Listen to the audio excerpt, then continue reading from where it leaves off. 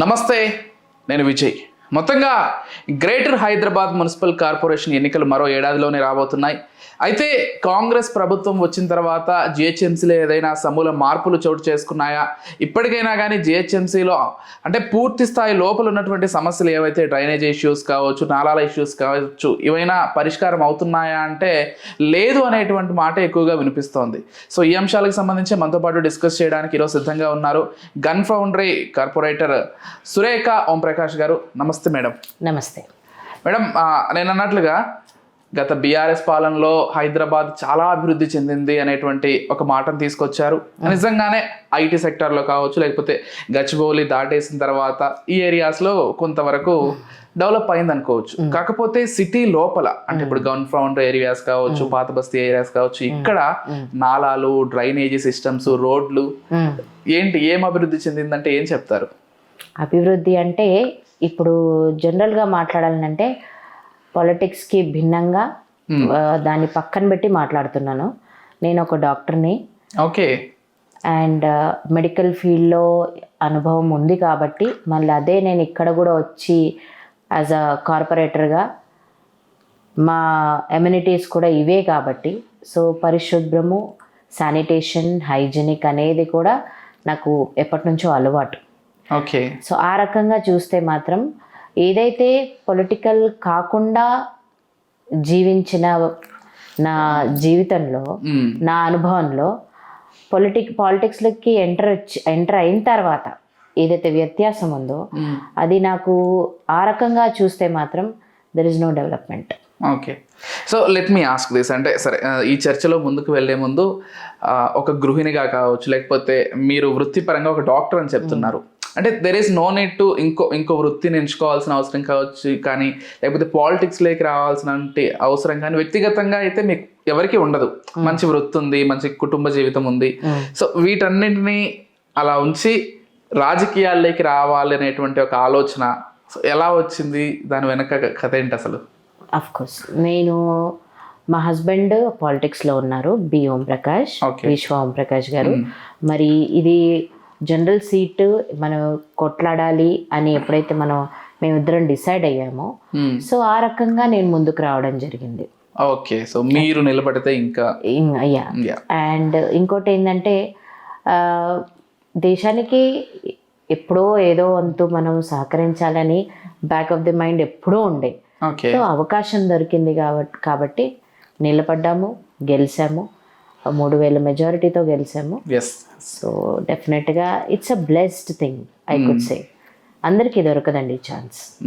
దొరికినప్పుడు మాత్రం దాన్ని సద్వినియోగం పరచుకో. కానీ ఇక్కడ ఒక విషయం సురేఖ గారు ఖచ్చితంగా ప్రస్తావించాల్సింది, మీలాంటి కార్పొరేటర్లు చాలా మంది ఈరోజు జిహెచ్ఎంసీలో ఉన్నారు. కాకపోతే మీ వైపు నుంచి మీరు సమాజానికి లేకపోతే కార్పొరేషన్కి ఎంతో కొంత చేయాలనేటువంటి ఉద్దేశంతో ఉంటారు, వ్యక్తిగతంగా మీరు చేస్తూ ఉంటారు. కాకపోతే తగినన్ని నిధులు మరి కార్పొరేషన్లకు అందుతున్నాయా అనేది ఈరోజు పెద్ద క్వశ్చన్. ఏం చెప్తారు మీరు ఒక కార్పొరేటర్గా? గత 10 సంవత్సరాల నుంచి యూజువల్గా ఇదివరకు కార్పొరేటర్ ఫండ్ ఉండేది. సో ఏదో చేదోడు వాదోడుగా దాన్ని యూటిలైజ్ చేసేవాళ్ళం, ఎస్పెషల్లీ ఎమర్జెన్సీస్ అప్పుడు. ఎప్పుడైనా ఫ్లడ్స్ వచ్చినా లేకపోతే ఏమైనా చిన్న యూనో సివరేజ్ కానీ దాంట్లో ఏమైనా ఎమర్జెన్సీ ప్రాబ్లమ్స్ ఏమైనా ఉంటే తొందరగా రెక్టిఫై చేసే ఆస్కారం ఉండేది. కానీ 10 మోర్ దెన్ 12-13 ఇయర్స్ నుంచి there is no corporator fund. అది కాకపోయినప్పటికీ కూడా ఏదైతే జనరల్ ఫండ్స్ ఉంటాయో, ఎమ్మెల్యే గారి ఫండ్స్ ఉంటాయో, జిహెచ్ఎంసీ నుండి మేము తీసుకొచ్చి దీంట్లో మా హస్బెండ్ ఆల్రెడీ ఆయన పాలిటిక్స్లో ఉన్నారు కాబట్టి అవగాహన ఉంది కాబట్టి ఏ పనులకు ఏ రకంగా చేస్తే బాగుంటుంది అనేది నాకు ఎప్పుడు కూడా నిరంతరం ఆయన ఫీడ్బ్యాక్ కానీ ఆయన సపోర్ట్ కానీ నాకు ఎప్పుడు కూడా ఉంది. ఈ డివిజన్లో ఇన్ని వర్కులు చేశామంటే ఇది మా ఇద్దరం కలిసి ఆలోచన చేసి మరి ఈ ఫండ్ అయితే ఈ రకంగా పనులు అనేది తొందరగా అవుతాయి అని మోటివేట్ చేస్తున్నందుకు నేను అలా ముందుకు వెళ్తూ ఉన్నాను. And most of the funds మేము చేసిందంతా జనరల్ ఫండ్స్ అండి. ఓకే. ఏదైతే సివరేజ్ ఉందో స్పెషలీ అది వ్యవస్థ అనేది సరిగ్గా లేకపోవడం వల్ల ఆల్ దీస్ 10 years దాన్ని ఎట్లా అంటే వ్యవస్థాగతంగా చేయాలి, అది లేదు. ఎవరు ఎట్లా ప్రపోజల్ పెడితే, ఎవరు ఎట్లా కంప్లైంట్ వస్తే దాన్ని అలా టెంపరీగా పని చేసుకుంటూ వెళ్ళారు. ఓకే. సో దానికి ఒక టెంపరరీ సొల్యూషన్స్ తప్ప పర్మనెంట్ సొల్యూషన్స్ అయితే పర్మనెంట్ సొల్యూషన్ కానీ అసలు కారణం ఏంటి, ఎందుకు అవుతుంది, రిపీటెడ్గా కంప్లైంట్ ఎందుకు వస్తుంది, సివరేజ్ ఓవర్ఫ్లో ఎందుకు అవుతుంది. ఓకే. సో అది ఈ లెవెల్ కానీ ఈ లెవెల్ కానీ ఎవరు కూడా ఆలోచన చేసే వాళ్ళకు టైం లేదు. And at the same time ఒక వ్యవస్థ లేదన్నమాట. సో దీనివల్ల మీరు ఏ ఫీల్డ్ ఏ డిపార్ట్మెంట్ అయినా చూసుకోండి, ఏది కూడా వ్యవస్థ మంచి ప్రణాళికతో లేని డిపార్ట్మెంట్స్ ఉన్నాయి. సో దానివల్ల ఏమవుతుందంటే ఒకటి ఎంటాంగిల్డ్ అయ్యి కన్ఫ్యూజన్ క్రియేట్ అయ్యి ఇంకా తర్వాత ట్రాన్స్ఫర్స్ అవ్వడం వీళ్ళే అన్ని ఒకరి తర్వాత కొత్త ఎంప్లాయీ రావడం మళ్ళీ కొత్తతో చేయడం. సో ఇవన్నీ కూడా జరగడం వల్ల ఏమవుతుందంటే ఒక పర్మనెంట్ సొల్యూషన్స్ అనేది లేదు అని గ్రహించాం. ఓకే. సో ఎప్పుడైతే అది గ్రహించామో దాదాపుగా 2 years నుంచి we've started on permanent solutions. No matter how much fund, ఎంత రిక్వైర్మెంట్ ఉంది, దట్ డజంట్ మ్యాటర్. కానీ ఆ పని మాత్రం అవ్వాలి. ఇంకా తర్వాత దాన్ని ఇంకా టెంపరీగా కాకుండా పర్మనెంట్ సొల్యూషన్ కావాలి. సో దట్ అక్కడ ఉన్న స్థానికులకు ఇబ్బంది కలగవద్దు. సో అది సివరేజే కావచ్చు, రోడ్సే కావచ్చు. సో ఈ సమస్యలన్నీ కూడా జిహెచ్ఎంసీ లెవెల్ కంటే మేయర్ దగ్గరికి తీసుకెళ్ళినప్పుడు రెస్పాన్స్ ఎట్లుంటది అంటే టు బి హానెస్ట్ చెప్పండి. టు బి హానెస్ట్ ఇది కూడా పార్టీకి అతీతంగా అదే అడుగుతున్నా. పార్టీలకు అతీతంగా మేయర్ అనేది she is a mother to us. ఒక రకంగా ఆలోచిస్తే కౌన్సిల్లో కానీ లేకపోతే జిహెచ్ఎంసీలో కానీ she's superior. Mayor, deputy mayor, తర్వాత మేము వస్తాము, మాతో అటాచ్డ్ ఎంప్లాయీస్, కమిషనర్ ఉంటారు. సో ఇదేంటంటే ఆవిడ తీసుకున్న నిర్ణయాలు, ఆవిడ తీసుకున్న ఏవైతే ప్లాన్ ఆఫ్ యాక్షన్స్ అంటామో అది అందట్లో సమన్వయంగా ఉండాలి, పార్టీకి అతీతంగా ఉండాలి ఆవిడ కూడా. కానీ పార్టీకి ఎక్కువ మగ్గువ చూపించడము కొన్ని జగాలు అలా జరిగాయి. వాళ్ళ పార్టీనే వాళ్ళ కార్పొరేటర్స్తోని కలవడము ఎక్కువ, వాళ్ళ దానికి కొంచెం ఎక్కువ ప్రాధాన్యత ఇవ్వడము. అది కూడా మేము బీజేపీ ఎప్పుడు కూడా అండి ఏదైనా డెవలప్మెంట్ కార్యక్రమం వచ్చినప్పుడు కలుపుకొని వెళ్తాం, సజెస్టివ్గా ఉంటాం, కానీ ప్రొటెస్ట్ మాత్రం చేయం. అరే ఇది నీ తప్పు, ప్రొటెస్ట్ ఎక్కడ చేయాలనో అక్కడ చేయాలి, మనం ఎక్కడ యాజిటేట్ చేయాలనో అది చేయాలి. కానీ ఎప్పుడైతే సమిష్టిగా పనిచేసే మున్సిపాలిటీ ఇది, అట్లాంటప్పుడు మేము ఎప్పుడు కూడా మేయర్ గారికి సజెస్టివ్గానే వెళ్ళాం. ఇక్కడ రండి, ఇగో ఇది ఉంది, ఈ ప్రాబ్లం ఉంది, ఇది ఇలా చేద్దాం. ఇంత సపోర్టివ్గా ఉన్నప్పటికీ కూడా కొంచెం ఆవిడ కూడా కొన్ని ప్రెషర్స్ ఉంటాయేమో, మరి ప్రెషర్స్ వల్ల ఆవిడ కూడా అంత ఫ్రీగా ఆమె డిసిషన్స్ తీసుకోలేదు. సో ఎన్నో ఉన్నాయి, అనుకుంటే ఎన్నో చేయొచ్చు మేయర్ లెవెల్లో, ఆ స్థాయిలో, ఆ చైర్లో. గ్రేటర్ హైదరాబాద్ మొత్తం కూడా ఆమె చేతిలోనే ఉంటుంది, చాలా చేయొచ్చు. రోజు ఒకటి కార్యక్రమం పెట్టుకోవచ్చు, రోజు ఒక మంచి ప్లాన్ ఆఫ్ యాక్షన్తో ఆమె ముందుకు రావచ్చు. రోజు చిన్నది మొత్తం అన్ని ఆమె మొత్తం కవర్ చేయొచ్చు. కానీ అలా జరగట్లేదు. అదొకటే నాకు కొంచెం వెల్తీగా అనిపిస్తుంది. ఇంత సపోర్ట్ మేము పార్టీ పరంగా కూడా మేము ఇంత సపోర్ట్గా మాట్లాడినప్పటికీ కూడా ఆవిడ ముందుకు రాకపోవడము, ఇలా చేయడం అనేది కొంచెం ఇది మాకు వెళ్తే అంతే. ఇప్పుడు మేయర్ గురించి అడిగారు కాబట్టి చెప్తున్నాను. మొన్న నా డివిజన్లో మోతీ మార్కెట్ అని ఒక ఏరియా ఉంది, అది ఆజాద్ మార్కెట్ అని. అప్పట్లో ఆల్మోస్ట్ ఒక 30 years బ్యాక్ అది ఫెచబిలిటీ అంటే హైవే కనెక్టెడ్ ఉంటుంది రోడ్డు. అక్కడ పక్కన కూడా ఈ ఫ్లెష్ ఉంటుంది కదా, చికెన్ ఇవన్నీ కూడా సాల్టర్ అని అనను, ఇట్స్ అ ట్రేడింగ్ ప్లేస్ అనమాట. వేరే చీప్ రేట్లో అక్కడ అనేది హోల్సేల్గా అమ్మకం అనేది జరుగుతుంది, చికెన్, మటన్, ఫిష్, ఎవ్రీథింగ్.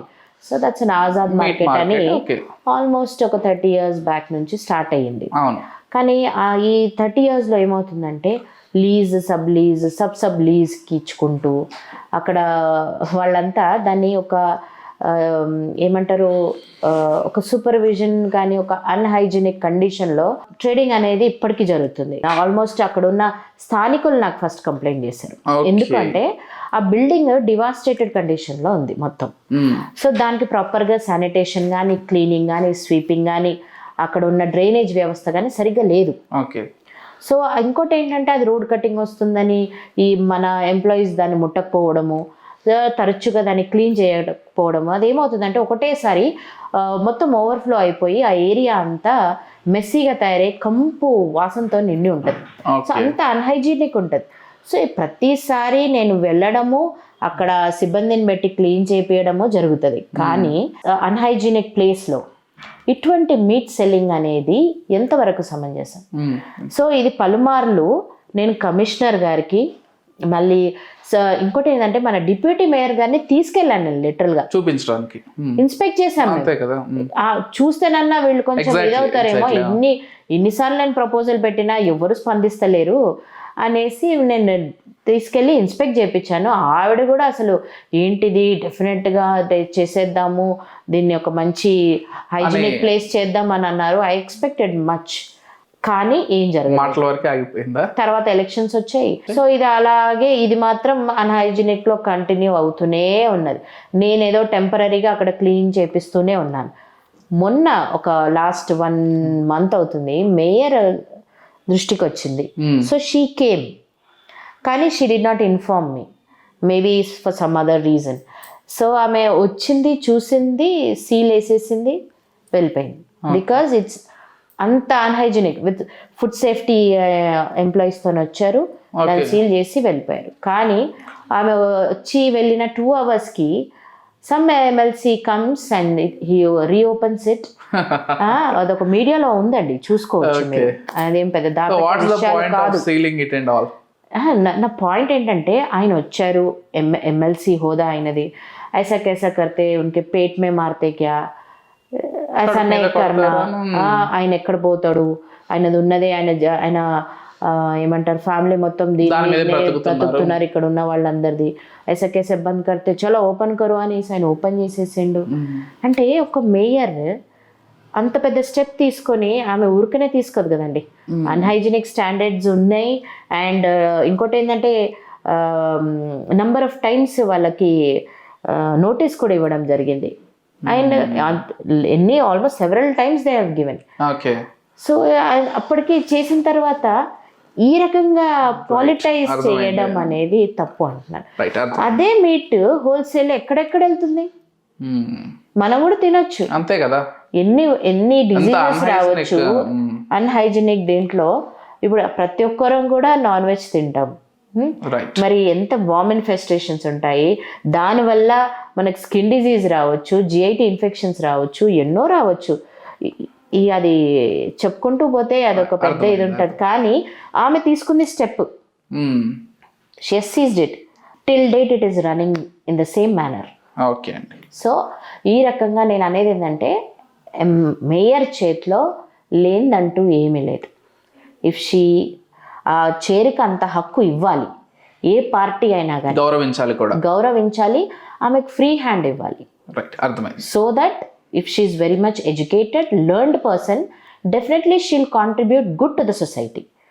కానీ పొలిటికల్ ప్రెషర్స్ కానీ ఆమెని ఇబ్బంది పెట్టేలాగా, ఆమెని యూనో ఒక లిమిటెడ్గా ఇచ్చేయడం అనేది మంచి పద్ధతి కాదు. Okay, so coming to like మీరు పాలిటిక్స్ లేక వచ్చారు, ఎలాంటివి ఫేస్ చేశారు? అంటే that's not so easy to contribute in politics being a women. అంటే నాకు తెలిసి కూడా చాలా మందిని చూస్తుంటాం. ఎందుకంటే ఇప్పుడు ఒక మగవాళ్ళు బయట తిరిగినంత ఈజీగా ladies తిరగలేరు.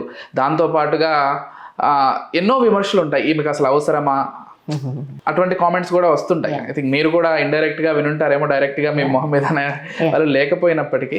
That's very nice of you Vijay. నాకు కూడా ఎప్పటి నుంచో ఉంది మీడియా ద్వారా చెప్పాలి ఈ విషయం అనేసి, నువ్వే నన్ను అడిగావు. మరి నేను పాలిటిక్స్లో వచ్చినప్పటి నుంచి ఇప్పుడు నాతో పాటు కార్యకర్తలు ఉంటారు, మాకంటూ ఒక లేడీస్ వింగ్ కూడా ఉంటుంది. మేము మోర్చా అని అంటాం అనుకోండి, మహిళా మోర్చా సెక్షన్ అని అంటాము. సో అట్లే కాకుండా కార్యకర్తలు ఉంటారు. వీళ్ళు ఇప్పుడు నాదంటే నాకు ఒక పోస్ట్ ఉంది, నేను సర్వీస్ చేయాలనే ఉద్దేశంతో వచ్చాను. డెఫినెట్గా నాకు మా హస్బెండ్ సపోర్ట్ ఉంది, నాకున్న ఎన్వైరన్మెంట్ కూడా చాలా బాగుంది. బికాజ్ నా ఐడియాలజీ ప్రకారము నేను ఎలా దూసుకొని వెళ్తున్నానో అంతే సపోర్ట్ కూడా నాకు వస్తుంది. కానీ నాతో వచ్చేవాళ్ళు అంటే వాళ్ళు ఒక హౌస్ వైఫ్స్, వాళ్ళు కొంతమంది ఎంప్లాయీస్ ఉన్నారు. సో ఎప్పుడన్నా నేను మీడియాకి ఎక్స్పోజ్ అవుతుంటే లేకపోతే స్టేజ్ మీద మాట్లాడాలంటే నాతో ఉన్న వాళ్ళందరూ పక్కకి వెళ్ళిపోతారు, బ్యాకప్ అయిపోతారు. ఏంటి అని అడిగితే no, we don't want get focus అంటే. ఎందుకు అంటే నా రిలేటివ్స్కి తెలిస్తే, లేకపోతే మా ఫ్రెండ్స్కి తెలిస్తే, లేకపోతే నా కమ్యూనిటీ మెంబర్స్కి తెలిస్తే ఇబ్బందిగా ఉంటుంది మేడం. అమ్మ ఏమేంటి రాజకీయంలో అంటే ఇట్లా తిరుగుతుంది ఏంటి, ఇటువంటి అన్ని కొన్ని ఏముంటాయంటే సొసైటీలో అది ఎందుకు ఆ రకంగా, నేనంటే నా విజన్ వేరు, నేను వచ్చేస్తున్నాను. కానీ ఒక ఆడామే ఇంట్లో అన్ని పనులు చేసుకుంటూ బయటికి వచ్చి దేశానికో లేకపోతే నాకో సపోర్ట్గా నిలబడడానికి వచ్చినప్పుడు ఆమెకి ఎందుకు ఆ గౌరవం దొరకదు? రైట్. సో నేను అనేది ఏంటంటే whom so ever it may be, ఒక లేడీ బయటికి వచ్చింది అంటే ఆ లేడీని గౌరవించడం నేర్చుకోండి. అది ఏ స్థాయి లేడీ అయినా, కార్యకర్తనే కావచ్చు, ఇంకే పోస్ట్లో ఉండొచ్చు, ఇంకా హయ్యర్ పోస్ట్లో ఉండొచ్చు, ఎవరైనా కానీ ఎప్పుడైనా ఆడామెని రెస్పెక్ట్ చేయడం అనేది మన ధర్మము, అందరూ కూడా నేర్చుకోవాలి అది. సార్ ఆ రకంగా చెప్పడమే కాదు, మనం ఏదైతే సొసైటీలో ఉందో ఈ చిన్నవి, నాకే చాలా బాధ అనిపిస్తుంది ఒక్కోసారి. నాకు ఇంత హెల్ప్ఫుల్గా ఉంటారు, చేదోడు వాదోడుగా ఉంటారు వీళ్ళందరూ, కానీ టైంకి వచ్చేసరికి దే పుష్ దేర్ అంటే బ్యాకప్ అయిపోతారు. ఆ మర్యాద లేక society should give respect. Politics లో ఎంటర్ అయిన ప్రతి మహిళ, whatever cadre she may be in and whatever post she may be in, respect అనేది ఇవ్వాలి. నేను మీడియా ద్వారా నేను అందరికీ చెప్పదలుచుకున్నాను. అండ్ ఫైనల్లీ మీరు భారతీయ జనతా పార్టీలో ఉన్నారు. సో ఈ క్వశ్చన్ నాకు తెలిసి మీకు ఇప్పటికే చాలా మంది అడుగుంటారు, అండ్ అగైన్ నేను కూడా అదే అడుగుతున్నాను. హిందుత్వం అనేటువంటి ఒక ముద్ర పడిపోతుంది బీజేపీ మీద అనేది చాలా బలంగా కనిపిస్తోంది. Not just in Telangana are Andhra Pradesh, దేశవ్యాప్తంగా ఇటువంటి ఒక సందర్భమే ఉంది. ఏం చెప్తారు ఒక బీజేపీ పార్టీ కార్యకర్తగా? Yes very wonderful question. యాక్చువల్గా బీజేపీ అంటేనే హిందుత్వం అనేది ఒక ముద్ర వేశారు. అది మరి మన వ్యతిరేకంగా వేసారా లేకపోతే అది పొలిటిసైజ్ చేశారా అనేది అది అందరికీ తెలిసిన విషయమే. సో ఈ స్టాంప్ ఏదైతే ఉందో, ఒక బీజేపీ కార్యకర్తగా నేను మీ మీడియా ద్వారా జనాలకు చెప్పేది ఏంటంటే, ఇది హిందుత్వము అంటే ఫస్ట్ ఆఫ్ ఆల్ ఆ డెఫినేషన్ గురించి అందరు కూడా అర్థం చేసుకోవాలి. సనాతనము అంటే, సనాతన ధర్మం అంటే it is about the civilisation. ఒక మనుగుడు, మన జీవనం యొక్క విధి విధానాలు, మనం పూజించే దేవుడే కావచ్చు, మన ప్రకృతే కావచ్చు, మనం నివసించే ప్రతి ఒక్కటి కూడా రిలేట్ అవుతుంది. సనాతనం అంటే ఓవరాల్గా ఉంటుంది అనమాట. దాని గురించి ఎక్కువ దృష్టి పెట్టేది మన హిందూ సాంప్రదాయం. ఇదొక సాంప్రదాయం. హిందుత్వ అనగానే క్రిస్టియన్స్ అని ముస్లిమ్స్ అని వేరు చేసుకుంటూ హిందూ గురించే మాట్లాడుతున్న అనేది ఫూలిష్నెస్. సో ఒక మతంగా కాకుండా, మతంగా చూడొద్దు ఎప్పుడు కూడా. అదొక జీవిత విధానం. అది జీవిత విధానం గురించి బీజేపీ మాట్లాడుతుంది. అందుకే ఆయుర్వేదం వచ్చింది. ఆయుర్వేదాన్ని కూడా అంతగా మోడీ గారు స్వయంగా మనకు కరోనా టైమ్సే కానీ లేకపోతే ఏదైనా యోగాని తీసుకొచ్చారు. ఆయుర్వేదాన్ని ఇంత వరల్డ్ వైడ్గా దాన్ని ప్రజెంట్ చేయడం అనేది ఇది కూడా హిందుత్వంలోనే ఒక భాగం అండి. సో ఆయన చెప్పేది ఏంటంటే, మన కల్చర్ ఏదైతే ఉందో, మన స్టాండర్డ్ ఆఫ్ లివింగ్ ఏదైతే ఉందో, ఆ సివిలైజేషన్ ఎంత మంచి సివిలైజేషన్ అంటే, ఇప్పుడు మన యూనివర్సిటీ కూడా మన రీఓపెన్ చేశారు మన దగ్గర, తక్షశిల యూనివర్సిటీ అని. ఇది మన హెడ్ క్వార్టర్స్ యాక్చువల్గా. వరల్డ్ వైడ్ గా అందరు వచ్చి ఇక్కడ నేర్చుకొని మళ్ళీ అందరూ స్ప్రెడ్ అయ్యి వాళ్ళ కంట్రీస్కి వెళ్ళి వాళ్ళు అక్కడ వాళ్ళ యొక్క ప్రచారాన్ని ఇది చేసేవాళ్ళు. అటువంటి ప్లేసెస్ని అఫ్ కోర్స్ హిస్టరీ మీకు తెలుసు, అంత తగులుబెట్టేశారు, ఇవన్నీ జరిగాయి. కానీ అంత రిచెస్ట్ క్వాలిటీస్, కల్చర్స్, ట్రెడిషన్స్ ఉన్న మన దాంట్లోనే సర్వం ఉంది. మరి మనం ఎందుకు ఈరోజు ఇలా ఉన్నాం? సో మన కల్చర్ని ఎదుటి మనిషికి ఇంకా ఆయన రేంజ్ అంటే పిఎం అంటే, if PM becomes an ambassador to such an activities, so definitely world acts. ఇప్పుడు ఈరోజు ఆ స్థాయిలో పిఎం గారు ఎక్కడ పోయినా ఆయనకు కాళ్ళు కూడా మొక్కుతున్నారు. వేరే కంట్రీ ఎమ్యూనిటీస్ అందరు వాళ్ళు ఫ్యాన్స్ అయిపోయారు. He's become a global person now because of these activities he's indulging in. So ఈ సివిలైజేషన్ ప్రతి ఒక్కటి కూడా తూచా తప్పకుండా ఈ పూజ, ఈ గుడి, ఈ ట్రెడిషనల్, ఈ మన్ కీ బాత్ ద్వారా ప్రతి ఒక్కరిది. మన్ కీ బాత్ ఎప్పుడు ఎవరైనా చూసారా?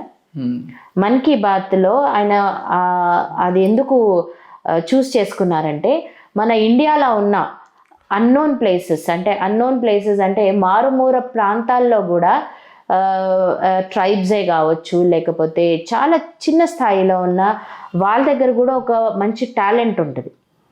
వాళ్ళు అక్కడ ఉన్న పరికరాలతోనే వాళ్ళు ఏదైనా వస్తువు చేయడమో కానీ, లేకపోతే ఏదైనా ఉమెన్ కొత్త ఆలోచనతోని ముందుకు రావడం కానీ, మన ఏవైతే అగ్రికల్చర్కి సంబంధించిన కొత్త ఇన్వెన్షన్స్, ట్రెడిషనల్ ఇన్వెన్షన్స్, సో దాన్ని ఎవరైతే కనుగొన్నారో, లేకపోతే ఇంకేదైనా ఎవరైనా వినూత్నంగా ఏమైనా ట్రై చేస్తున్నారంటే వాళ్ళని ఫోకస్ చేయడం, అది చాలా పెద్ద పని, చాలా పెద్ద, దానికి ఒక పెద్ద టీమే ఉంటుంది ఆయనకి ఏం అవసరం అండి చెప్పండి. పిఎం అంటే ఏ లెవెల్లో ఉండాలి, కానీ అట్లా ఇండియాని భారతదేశాన్ని ప్రపంచంలో చూయించాలనేసి ఆయన ద్వారా ఆ మన్ కీ బాత్ రిలే చేయడము, మన యొక్క టాలెంట్స్ని ఆయన బయట పెడుతున్నారు. ఇది ఒక చిన్న ఎగ్జాంపులే. సో ఈ రకం this is what Hinduism is. It's not మతము. అండ్ అది రికార్డ్ చేసుకోండి అండ్ అది అందరు కూడా అర్థం చేసుకోవాలి. థ్యాంక్ యూ సురేఖ గారు, థ్యాంక్ యూ సో మచ్ అండి. Thank you. అన్ని విషయాల్ని చాలా క్లుప్తంగా వివరించారు. Thank you so much. Thank you. And from my side ఇంకోటి ఏంటంటే, మీడియా అనేది స్వచ్ఛందంగా ఉండాలన్న కోరిక. ఇప్పుడు ఈరోజు నేను హౌస్ అరెస్ట్ అయ్యాను, ఎగ్జాంపుల్ చెప్తున్నా, నేను బయటికి వెళ్ళలేను, ఏదున్నా నన్ను బందీ చేసి పెట్టారు. ఈరోజు నేను మీడియా ద్వారా మీతో మాట్లాడుతున్నానంటే ఆ వ్యత్యాసాన్ని మీరు గమనించాలి. ఒకవేళ నేను నిర్బంధం అయినప్పటికీ కూడా మీడియా ద్వారా నేను పబ్లిక్లో మాట్లాడగలుగుతున్నాను. ఇది మీ స్ట్రెంగ్త్ ఎంతుందో మీరు చాలా యంగ్ కనిపిస్తున్నారు. మీ స్ట్రెంగ్త్ మీరు తెలుసుకోవాలి. ఏది ఎక్కడ ఎట్లా మీరు ఎట్లా చూయిస్తే ప్రపంచం అట్లా చూస్తుంది. అంతే కదా.